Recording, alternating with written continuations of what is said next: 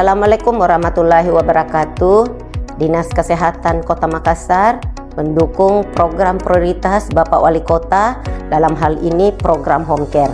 Program Home Care adalah kunjungan 24 jam ke rumah, di mana 47 puskesmas melaksanakan program tersebut.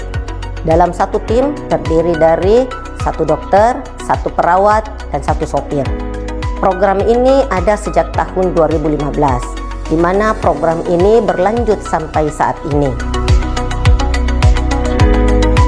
Program ini melihat bagaimana kesehatan warga Kota Makassar yang ada di lorong-lorong yang kemungkinan tidak bisa menjangkau layanan kesehatan secara maksimal.